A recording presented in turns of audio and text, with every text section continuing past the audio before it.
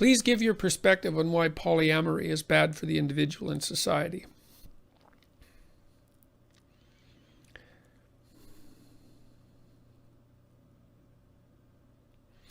Well, I think the fundamental reason is, there's a bunch of reasons. I mean, the first is societies seem to function better, that is, less violently. Let's say, when there's one woman per man, if there's many women per man, there aren't many women for every man. There are a handful of men, let's say a minority of men, a Pareto distribution of men who have a disproportionate number of women, and a lot of men who have none. And those aren't happy men, let's put it that way. They're men who are very likely to get up to no good very rapidly. So there's that. Then I would say the women who, let's say a man has many women, and let's say he's a desirable man for that matter, just for the sake of argument, if he has a variety of women, then those women don't have much of him. So they don't get to establish a real individual relationship with him because it's going to be fragmentary. And I don't believe that that's satisfying for people. I think that what you want, as much as you possibly can, is to have people around you with whom you can weave your life together over the short term, medium term, and long term. It adds depth to your life in a way that almost nothing else can. And so what you do, and so I've been speaking more about permanent polyamorous relationships. You might ask, well, what about sequential ones where, which is in some ways indiscriminable from, from just casual sleeping around. I think the problem with that is that to sleep around casually is to imply that sex is casual. To imply that sex is casual is to assume implicitly that it can be divorced from the rest of life, emotional life, motivational life, values, all of that. And you can divorce it, but you pay a big price for that. I think the price you pay is like the virtual.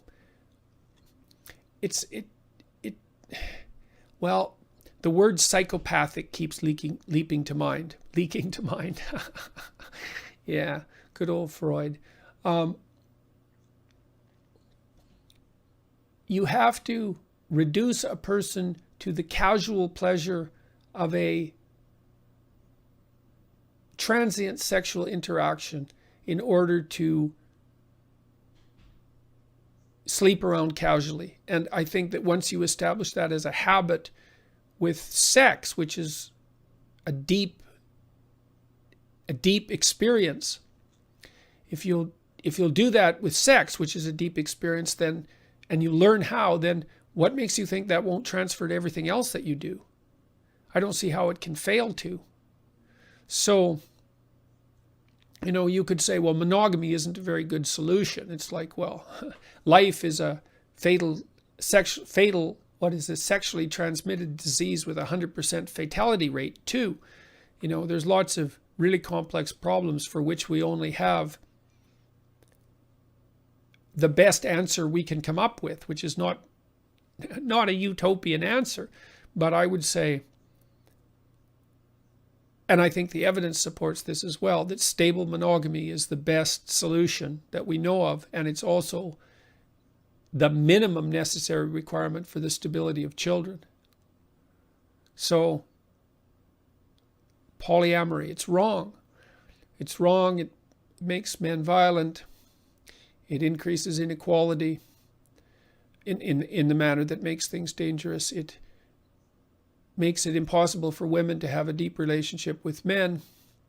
It facilitates the, the transformation of sex into something casual, and then that spills out into the rest of the world. It deprives the people who engage in it of the opportunity of establishing a stable, long-term, mutually satisfying. It's more than that. mutually beneficial relationship, you know, because a good marriage, the people in it gain more than, they're more than twice as good, right? The benefits aren't precisely linear. So you lose that, it destabilizes the situation for children. There you go, man. That's a lot of things that aren't about it that aren't good. That's for sure.